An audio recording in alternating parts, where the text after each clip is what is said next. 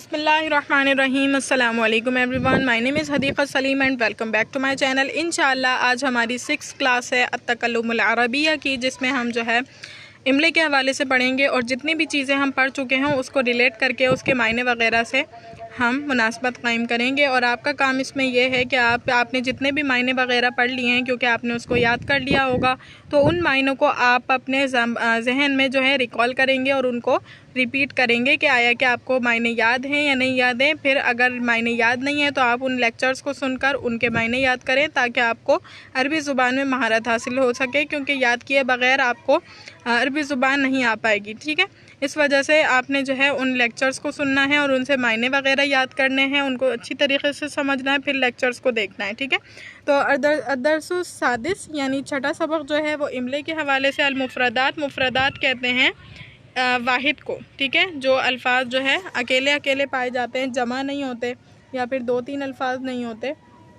यानी इनका मतलब ये है कि जैसे कि घड़ी एक लफ्ज़ है, घड़ी एक है और घड़ियाँ बहुत सारी हैं। तो मैं यही कहना चाह रही हूँ कि वाहिद की बात की जा रही है यहाँ पर मुफरदात के हवाले से।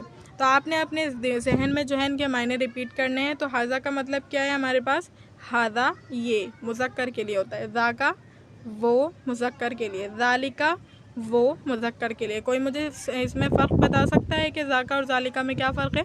तो ज़ाका और ज़ालिका में ये फ़र्क है कि ज़ाका दरमियानी मुसाफ़त के लिए आता है और ज़ालिका दूर के लिए आता है। हादी ही ये हाजी इसमें इशारा है, ये मुअन्नस के लिए आता है जबकि वो क़रीब हो।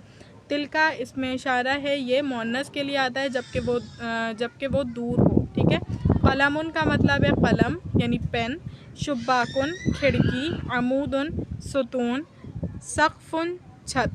ठीक है, सतहुन ये भी छत, हारिसुन चौकीदार, ज़हरतुन फूल, मिस्तरतुन पैमाना यानी वो चीज़ जिसमें किसी और चीज़ को डाला जाए, महफ़ज़तुन बस्ता। महफ़ज़ा को आप याद रख सकते हैं हिफाजत, बस्ता भी बैग जो होता है वो हिफाजत करता है ना, तो इस एतबार से हम महफ़ज़ा कह रहे हैं, हिफाजत करने वाला। मुअज़्ज़फ़ा काम वाली औरत यानी क़ादिमा, मसरूरा खुश। ठीक है, अल जुमलु जुमले बताए गए हैं। अना तिलमीज़ुन मैं शागिर्द हूँ। इस्मी मुहामिद मैं हामिद हूँ, मेरा नाम। इस्मी हामिद मेरा नाम हामिद है।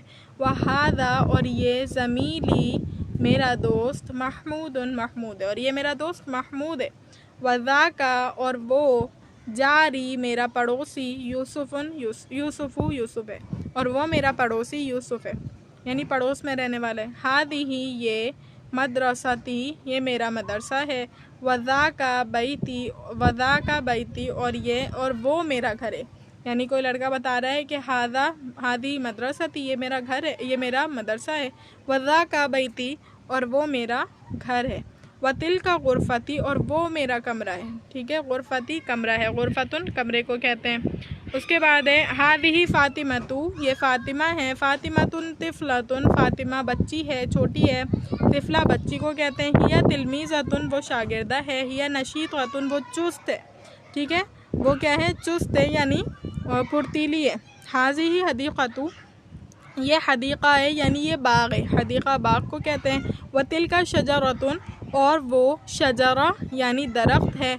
अशजरतु दरख्त, जमीलतुन शजरतु जमीलतुन दरख्त खूबसूरत है।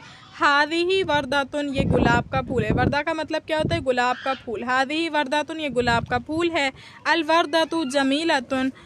अलवर्दतु जमीलतुन गुलाब का फूल खूबसूरत है। ठीक है, उसके बाद यहाँ पर क़वाइदुल इमला बताए गए हैं कि हादा इसमें इशारा मुज़क्कर पढ़ने में हादा पढ़ा जाता है, लेकिन लिखने में कैसे?